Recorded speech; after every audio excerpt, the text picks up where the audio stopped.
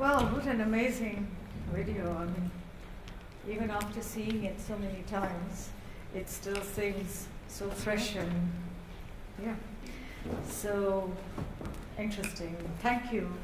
My heartfelt thanks for making that and putting it out. I think it played a very big role in, just an issue that has been on people's mind for a very long time. But every time somebody like you do this, it only reaffirms what people have been trying to do for generations now.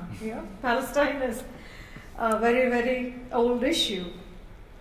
But I thought I will ask, and you can decide who wants to answer. I will present the questions to both of you, because obviously you work as a team. So I will, answer. I will just put this, and you can decide who wants to go and answer it, or both of you. I was interested in this project, Monsters of Reality, which is what I think that was the art project that created this, or it's the festival we presented inside the festival. Yeah. So you presented this in that festival. Oh. So I was wondering if you could just talk to us a bit about that festival, Monsters of Reality. Sounded very provocative festival. So if you can just maybe open that up and speak a bit about it. You want to recap it from the start, maybe? Because it starts with YouTube, actually, that we presented it first on YouTube. Well, what you ask is about the festival, and I'm probably not the right person to talk about the festival. It's a festival that's been arranged one time before, 4 years ago or something, 5 maybe, 2012. But for us, just to when I was invited, first me, and then I invited Marius into it, to present something at the National Theatre, which is the first time I've ever done that, to be here. And I must say, just thank you to Kudo and Fritt for inviting me so we could see it on the big screen. And in the National Theatre, I was not prepared. It's really, it's a cool thing to see it here. It belongs here. It really belongs there. It's amazing. So, but when I was asked to do something here, it was I was a bit involved, but primarily Marius was involved in the Habima case when that happened here in Norway, because it was a lot of protest, which actually ended with an ever-long mail correspondence, hence the Marianne Heier performance, which was not a correspondence. Actually, it was Marius who tried to make a dialogue with the head of the National Theatre to actually make a real discussion about this issue, and also on the issue of big state institutions cooperating and becoming part of occupying countries' PR strategy, which is, of course, is a very interesting discussion, not only with Habima but generally in the world. And so, just to wrap up, since we have a short time, what happens after we have launched this on YouTube and then on the festival, which was shown here, is that actually of course the Israeli Foreign Department demands of the National Theatre that they should censure, and they compare us to Nazi filmmakers and propagandists like Leni Riefenstahl and Josef Goebbels. And this message went from the Foreign Ministry of Israel, but also from the Israel mission to the UN in Geneva. So it went to all the embassies of the UN as well. So it was very clear propaganda attack, defamation campaign to scare the shit out. And there was a lot of newspaper attacks on the film in Israel, I believe. Yes, absolutely. For public media, and I can understand why that was the case. But I just wondered whether, given the short time that we have for this discussion, I would have liked to ask you many more questions. But I was wondering why it is that, with South Africa, the same BDS concept worked fairly effectively, and why in Israel's case it doesn't work, or hasn't so far. BDS has been struggling for a long time to promote itself. And in the university sector, we had a real, had to have some arguments on, why they should actually support the movement. So I was wondering whether you can comment on why we are having more difficulties with Israel when compared to South Africa. And South Africa was equally an important country for the West generally. Not equally. Not equally. All right. I will reply from there. Yeah. Now, Israel is a central power player, a geopolitical power player that has a completely other central function than South Africa. So that is why. And strategically, I mean, for Israel, they have, I mean, since Shimon Peres said something about the Globe Theatre that presented Habima, when there was so much protest there, we will have a lot of problem for our our reputation if this continues, he said. So the fear was there very, many years ago, very strongly, and they have been using enormous resources to battle the BDS. But there's a lot of victories as well, and I think it's going very well, actually, considering the attacks that is always, this anti-Semite point is always thrown at anyone, even if they have a long history of, working even with Holocaust history or anything like this, they are anti-Semites at once, And then, of course, in France, for instance, they just put people in prison now just for protesting, and issuing boycott call there on the streets. So I think that this is why it's enormous resources put in. They have their own department to fight it inside the Foreign Ministry that has a bigger budget than the Foreign Ministry itself. But we must not forget that even the South African BDS campaign, it took very many years. And compared to the Israeli or Palestinian BDS campaign, it's been short-lived compared with the South African one. So this is of course, the most important thing to compare them is that it should, not in Norway, of course, generate debate. Because the question of comparing it with South Africa is, of course, it twists people's minds in this issue, which always is kind of promoted as a boycott means silence, as the head of the National Theatre has said, which of course it doesn't. No. Boycott is a very loud and very clear way of stating a point. Mm-hmm. But I wondered too if you can touch on that point which you made about using corporate strategies and PR strategies and theatre as part of that strategy to legitimize occupation. And would you say that has actually made, the campaign that much more difficult because of the sophistication, which perhaps in the South African context, we were still, shall we say, a little backward with the media and the technology. Yes, absolutely. And one of the inspirations for this was actually that I saw in a big conference in Oslo, South African activist who told us the first time he understood that his country was under boycott because he was going to a cricket match and the international team wasn't showing up. And it was, of course, the financial boycott is the most important, but the culture of boycott is actually where it hurts because it goes to the identity of what the nation is and what the individuals in the nation is.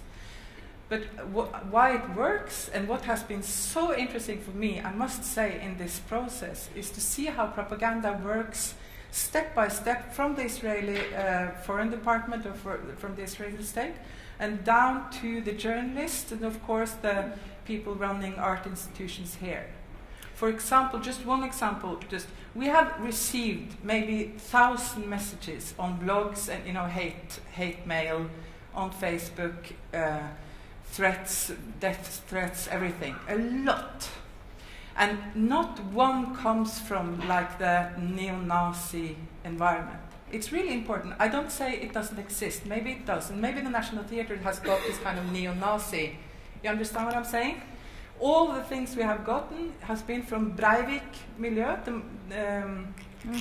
Document.no, Israeli friends from that kind of the right-wing society. Nothing from the neo-Nazis. And then this is why, when the head of National Theatre goes out in the newspaper and says, this work has kind of flamed up the right-wing community in anti-Semitism, or no, that's not what she said. She said right-wing But this is important because for people, right wing is like, oh, is that neo-Nazi? Has it fired up anti-Semitism? And maybe it has, but for us who's received these like really a buckload of messages during these last months, not one from like Muslim communities or so on. It's Israeli friends and it's like right-wing Israeli supporters. And this is propaganda. This is how it actually works. But that is also because nowadays I think a lot of states actually engage with the alternate media in a big way and have people trolling various sites and for social media and stuff to actually post some of this stuff so that the public gets an impression. Like I know, for example, the Indian Prime Minister, one of the first things he did was to hire 1,000 people full-time, fully paid job, and their job is to troll emails and post emails. So I don't know, you were saying something.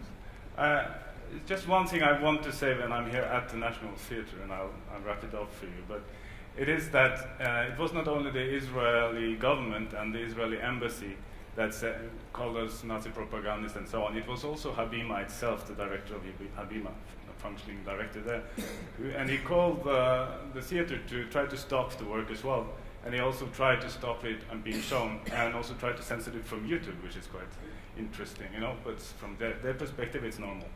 And also now the Habima, they will play in one of the worst right-wing settlements in all of Palestine, on the West Bank, which is called Kiryat Arba, where Baruch Goldstein, who massacred a lot of people inside the mosque, for instance, has his own monument. People go on pilgrimage to this place, the same place they will perform A Simple Story, it's called, in a month or so. And so this is the theater they have been cooperating with.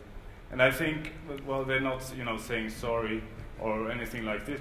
It's normal, but this the whole work illustrates really very clearly why they never should have worked with Habima in the first place, and that they never should do anything like this again. I just want to say that here on the stage. Main stage. No, that's.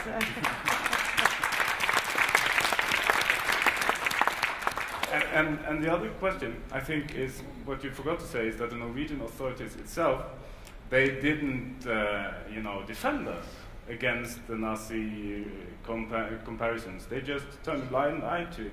They even said the Norwegian embassy in Israel, I think it was, but it might be wrong. It might be the Norwegian government here and the foreign ministry that says that they actually they are happy that Norwegians cooperate with Habima. So they are happy that we cooperate with a theater that is systematically contributing to breaking international law by performing in the settlements, which is very radical. It's a completely radical line by the government now, which is also a rightist government, which I think we should have in mind. But just coming back to the theme of this conference, which is about freedom of speech, the National Theatre did say, okay, we can't discipline them, we can't take this out because it's artistic freedom. I wonder whether you can comment on that, how you see that. Because on the one hand, they didn't defend you, as you said, but on the other hand, they didn't say, oh, you have to take it off and proscribe it. I think it's important to remember two things. The one thing is that they did not invite us here. I would never be invited here to do this kind of work. At least I think so. So this was kind of a Trojan horse. The same reason I'm here today. It's again a Trojan horse. Somebody else invites us in here.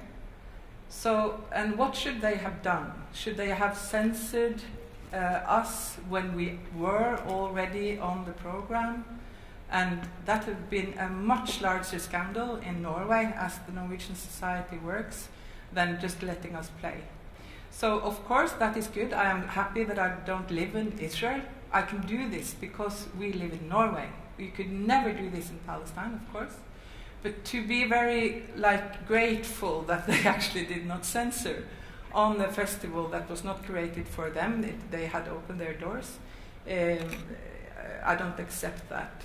actually. But that also marginalizes the viewpoint, isn't it? Because it says, all right, you got your freedom of speech, do what you like, but we are not going to defend it, and nobody will bother because there is no controversy. Yeah. Well, they don't want to talk directly on the point on this issue, and I understand them very well, because they got the National Theatre, they got the possibility of being very popular. That's actually what I think is the case here, because in general people don't want them to work with Habima. You know, there was a huge signature campaign. There are lots of artists, a lot of people working here that was against the corporation, but they just show that what they prioritize is to be more close to the government than to the people that are supposed to, present work here or go and see their show, So this is their priority all the way. And I must say also, I got a mail from an oil engineer, I don't know him, from West Coast somewhere, and he said, "Thank you for the loving critique of the National Theatre of Norway." And I think it's true, because we must understand that we can do this, and we do it because we still, in some sense, have a small fraction of feeling that this is our theatre still. It is not like absolutely deprived from our radius. It is, we kind of insist that this is the national theatre. It is the theatre for the Norwegian population.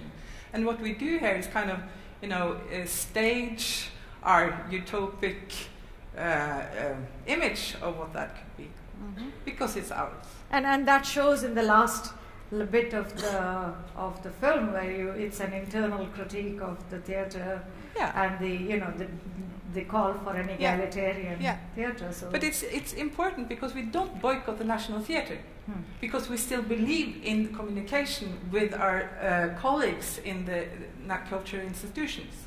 The Palestinian boycott campaign that started the whole thing,